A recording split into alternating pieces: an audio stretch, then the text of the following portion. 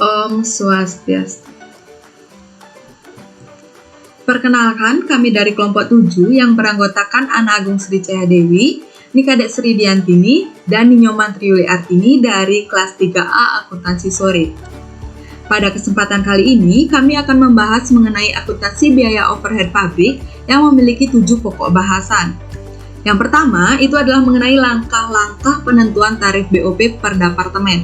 Itu ada 3 langkah. Yang pertama, penyusunan anggaran BOP per departemen. Yang kedua, alokasi BOP Departemen Pembantu ke Departemen Produksi. Yang ketiga, perhitungan tarif pembebanan biaya overhead per departemen. Next, mengenai penyusunan anggaran BOP. Dalam menyusun anggaran BOP, ini dibagi menjadi 2 golongan, yaitu biaya langsung departemen dan biaya tidak langsung departemen.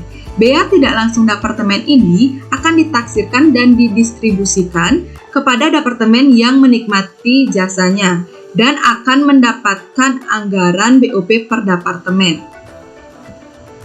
Lanjut mengenai alokasi BOP Departemen Pembantu ke Departemen Produksi. Ini ada 2 metode alokasi, yaitu metode alokasi langsung dan metode alokasi bertahap. Kalau metode alokasi langsung berarti jasa yang dihasilkan oleh Departemen Jasa hanya dinikmati oleh Departemen Produksi saja. Tapi kalau metode alokasi bertahap berarti jasa yang dihasilkan oleh Departemen Jasa tidak hanya dinikmati oleh Departemen Produksi saja. Metode alokasi bertahap ini ada 3, yaitu metode alokasi kontinu, metode aljabar, serta metode urutan alokasi yang diatur. Selanjutnya, mengenai perhitungan tarif pembebanan BOP. Dasar pembebanan BOP kepada produk yang pertama adalah satuan produk. Dihitung dengan taksiran BOP dibagi dengan taksiran jumlah satuan produk yang dihasilkan. Yang kedua, taksiran biaya bahan baku itu dihitung dengan taksiran BOP dari biaya bahan dibagi taksiran biaya bahan baku yang dipakai dikali dengan 100%. Lanjut yaitu tarif biaya tenaga kerja. Itu dihitung dengan taksiran BOP dari biaya tenaga kerja dibagi taksiran biaya tenaga kerja langsung dikali dengan 100%.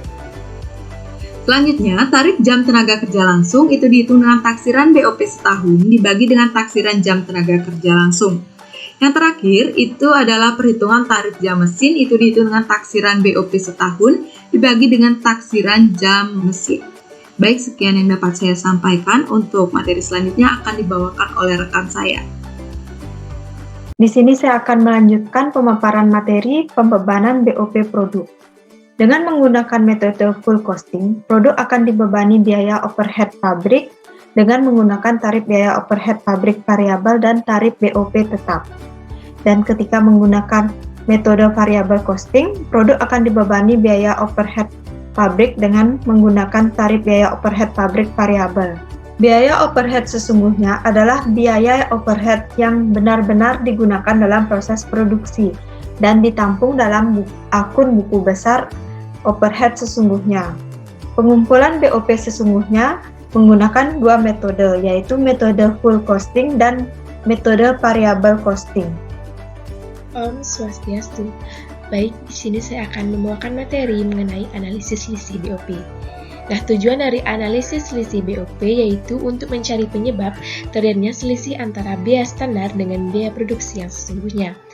Ada 2 jenis selisih BOP, yaitu yang pertama adalah selisih anggaran, yang kedua adalah selisih kapasitas. Dalam selisih anggaran, itu menunjukkan perbedaan antara biaya yang sesungguhnya terjadi dengan taksiran biaya yang harus dikeluarkan menurut anggaran.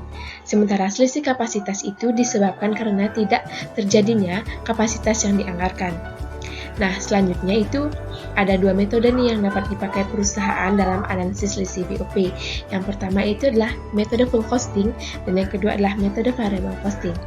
Baik, sekian pemaparan materi dari saya. Apabila ada salah kata, saya mohon maaf yang sebesar-besarnya. Akhir kata saya ucapkan Parama Santi. Om Santi Santi Santi Om. Terima kasih.